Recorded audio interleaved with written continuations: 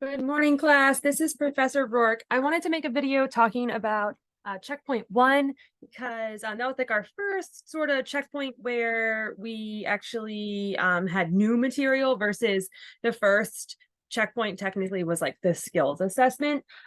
So I wanted to make sure we talk about it and the answer key and some help about some general things that I sort of noticed in grading these exams. Again, I know it's a lot to have your tests and checkpoints as written work, and almost everything else is completed by taking notes from the online textbook and then completing work from an online environment, right? So that's why the checkpoints are super helpful to help you prepare for the exams, because these style questions will be exactly what you can expect on the test. Okay, and believe it or not, I know the test is coming up next week. So what I'm going to go ahead and do is I'm sharing my screen, and we're going to start out by selecting our course so I can show you where you want to find our answer keys for when you submit your checkpoints. So I'm going to go ahead and go to modules, and I'm going to go ahead and turn on my student view so it looks a little bit more like what yours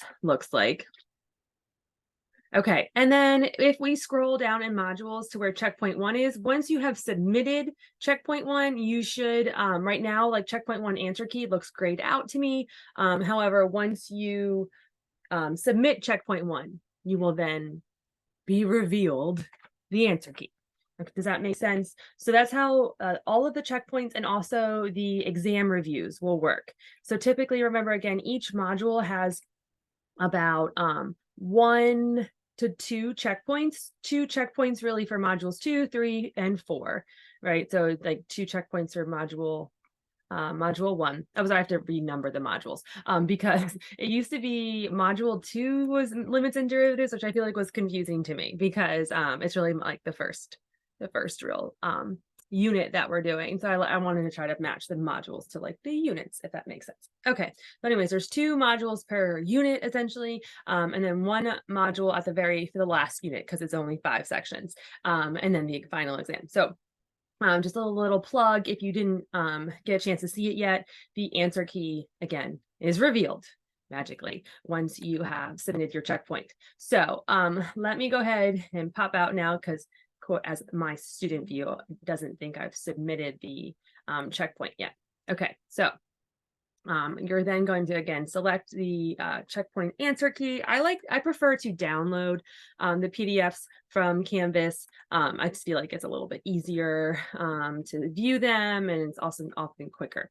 Okay, so first things first, again, I graded the checkpoints. So what you first want to do is look to see your submission and what I put on it. Okay, so sometimes I would, depending on what the issue possibly was, I would try to add a little note on your actual submission, and then I would say like check the answer key. So a few highlights from what I have gathered from grading these checkpoints. The first question, there was a few of us who sort of got confused, I think, with like the way that the table is formatted, maybe if that might be kind of why some of it caused confusion, because really what's happening here is we are first asked to find the slope between these 2 points.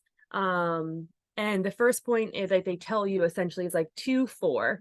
And then they give us these other points. They say X is 1, 1.5, 1.99, and 1.99. So what this first half of the table is approaching is like it's approaching X equals 2 from the left. Does that make sense? So we're getting closer and closer to 2 as we go from 1 to 1.5, 1.9, 1.99. And so we sort of like leave off at 3.99. And then we jump and start approaching X equals 2 from the right. Okay, and that's just a big sort of concept that we want to make sure we understand for these limits that sort of started in this first section, is that these limits are from the left and the right. Okay, sometimes they specifically just say from the left or from the right, but if it doesn't say, we have to understand that the limit only exists if it is the same from the left and the right. So as we come into 2 from the right hand side, right? So 3, 2.5, 2.1, 2.01, we sort of leave off with 4.01. Okay, so some of us just sort of got confused, I think, by, again, maybe like the format of the question, which again, I definitely understand. And maybe the note, maybe to next year, like split this into 2 separate tables, like 1 to 1.99, and then a second table from 3 to 2.01 to try to help. But the main idea is that we're approaching a slope of 4. Okay, and then from there, I think it looked pretty good. Okay. So another common issue that I saw was messing up this first question, which again is a big important idea that we need to make sure we come away from this checkpoint in these sections understanding is that if we're talking about the limit as x approaches -2, here is x approaches -2, like on the x-axis on the graph. Okay. And so you'll see there's a closed circle here at like 2, right? So like there's a point -2, 2, and there is a hole missing. There's a hole here, right? It's like a removable discontinuity. However, that does not affect the limit at all, because even though the point is like plucked out, we have to understand that the limit isn't the same thing as evaluating the function. A lot of times we can use DSP to do that, like to get it to a point where we're allowed to plug in. But as long as like the function is approaching essentially like y equals 6 from the left, and then also the function is approaching y equals 6 from the right.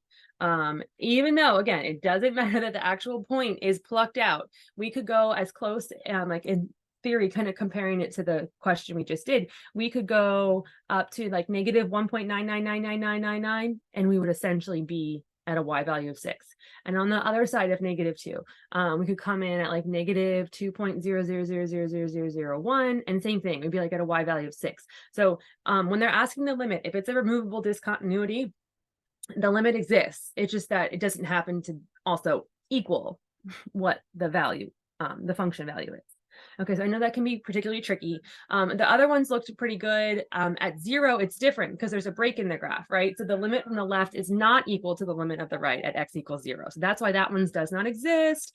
And then lastly, with the limit as x approaches 3. So since both sides are approaching positive infinity, that's why we would say positive infinity, right? Technically, like if the limit is infinity, it's like a subset of does not exist, right? Because we're not ever going to reach there. But if both sides are going to positive infinity, we would need to put positive infinity instead of does not exist, because it's like a better answer than does not exist. Okay, what I really wanted to focus on though was number 3, because this one was a little tricky, I think. Again, it is always tricky. Analytic. And how to actually like show that work. So I put on a lot of the tests like, hey, check out the answer key so you can get an idea of the notation. And some of you had different ways of explaining it, and you still did a very good job. And maybe in a little bit more like more wording. But what you don't want to do for these questions, which again I know is challenging, is you don't want to use a table. Even though I know what a table is saying. Like a table is essentially what we did in 2.1. We don't want a table in number 3. So analytic, I have an example here of what you would want to show. Okay, so analytic is just saying where is the function. And this is analytic is also just a little note. This is like the last resort. Okay, last resort type of question of like a Hail Mary. I don't know what else to do. I'm going to go analytic. And so when you do that, it's like a function essentially did not exist, and you don't really know what else to do. This is what you have to do. You have to check for analytic. You have to check the left-hand limit, which is essentially what A is doing. And then you have to check the right-hand limit, and then you have to get to C, where you say if they are equivalent or not. Okay, so essentially if I jumped and gave you C for a question on its own and just said limit as x approaches 3 of x plus 2 for x minus 3, you can't just say like does not exist because I'm dividing by 0. What you have to say, unfortunately, again, this is the analytic method, is that you have to say, oh wait, I'm going to check the left-hand limit and I'm going to check the right-hand limit, and if they're different, then I can say does not exist. If I check the left-hand limit and the right-hand limit and they're not different, then I can actually say that it's going to be infinity or negative infinity. So analytic is what we do. We bust out in the scenarios that it's either does not exist or infinity or negative infinity. If that is, you think possibly one of the answers to your limit, then you're going to have to go analytic. Okay. And so this is the, again, example of the notation you want to use. Essentially what we're going to do is like, we have the limit as x approaches 3, and then it's like from the left is a. So we can just substitute 3 into the numerator, like essentially using DSP. That's not a problem. It's just 3.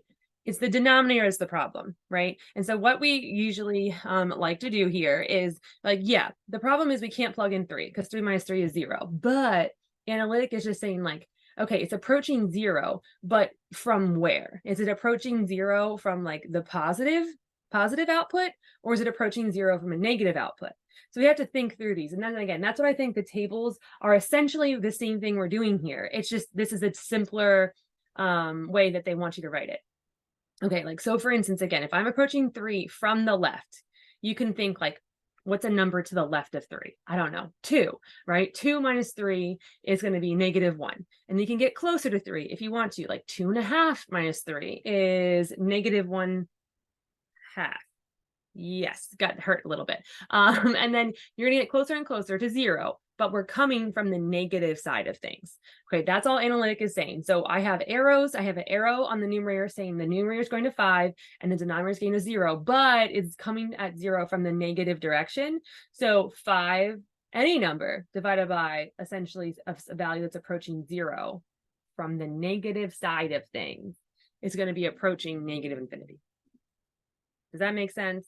Again, all it matters is, yes, we're approaching 0, but is it approaching 0 from positive or negative? And then we'll say like, okay, so I have a positive number on the numerator. I have a negative number essentially in the denominator. Positive divided by negative is going to get me negative infinity. Versus B, same vibes, but now we're approaching same function, approaching 3 from the right. So still approaching 5 in the numerator. That still has an arrow going to 5, but the denominator now, we're talking about numbers to the right of 3, right? So like 4 minus 3 is +1, right? So now the denominator is approaching 0 from the positive direction. And then we're like, okay, a positive divided by a positive is a positive. So again, I know analytic is tricky. A lot of us, like some of us, you can look at the graph. That's totally fine. Like some of you guys wrote, like, I looked at the graph, which is fine. But that's just, this is the notation that's required. If you say analytic, we can't just say I checked the graph. You want to show that you checked the graph. You can check the graph. You don't have to check the graph though. Okay, you could be able to do this without checking the graph, without having technology, things like that. Okay, so I hope that kind of makes sense. Okay, so A, B, and C really we're supposed to A and B are supposed to kind of be a build up to C. Okay, because you already did left hand limit and right hand limit. All right, and so this is when you can get to C, which again could be just given to you like without A and B. Okay. And if you gave you this, C was the question, and they did not have A and B to kind of prompt you along the way, you would have to do both A and B just to answer C. Okay. Because whenever we bust out analytic, again, this is only if we have like a 0 in the denominator and we say does not exist, or it would be maybe infinity or negative infinity. I don't know. This is when we have to go into analytic method and we have to check left hand limit and right hand limit. Okay. So I hope that makes sense.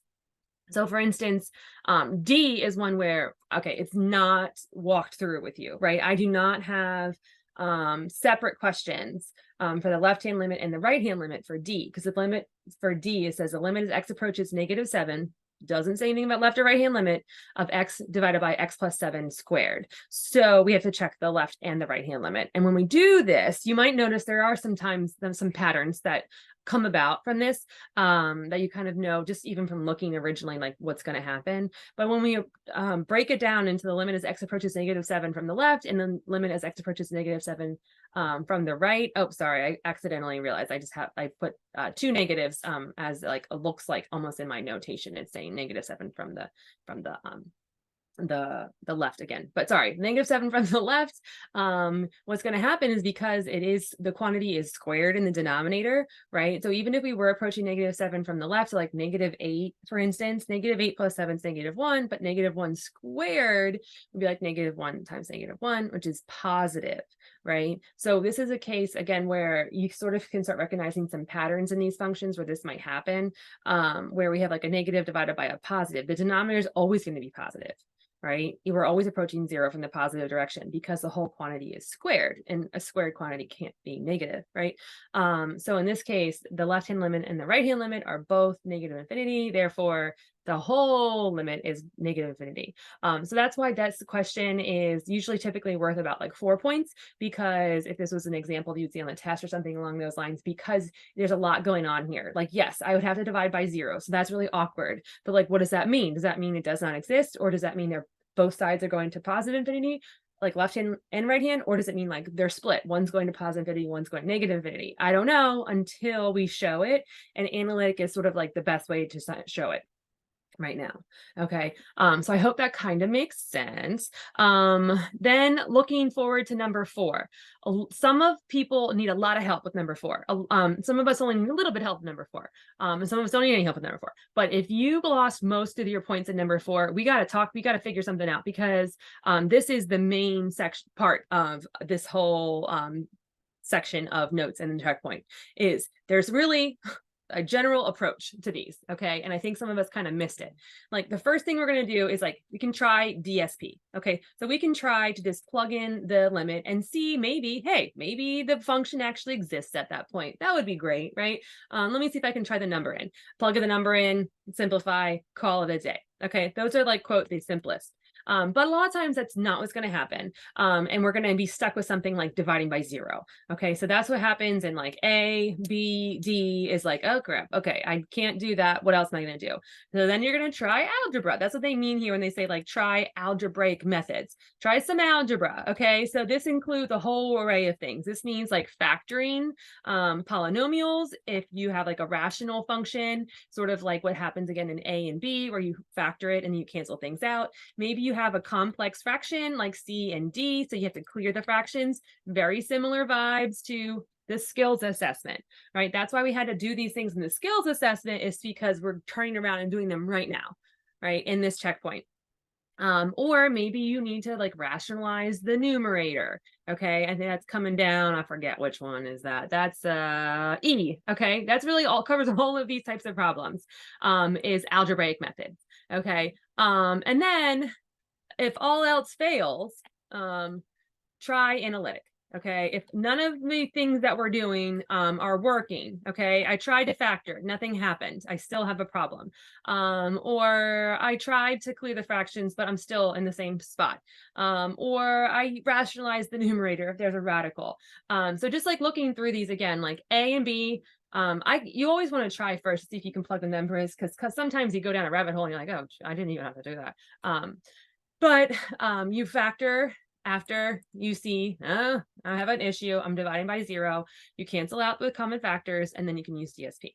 Okay, B is the problem. A lot of people miss B because it's very similar to 3. Okay, where you did everything. If you factor and you cancel things out, you're still left with dividing by 0, which is a problem.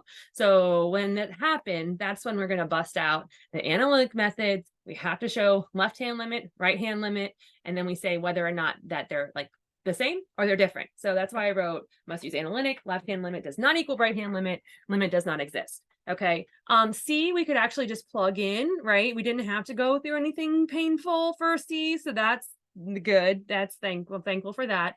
D is again where we need the complex fraction. We have to simplify the complex fraction. There's a couple ways to do it, but I typically follow like kind of how like the pre-calc class here at the college does, where they like to clear the fractions. But there are a few different ways to do it. You don't have to necessarily do it that way.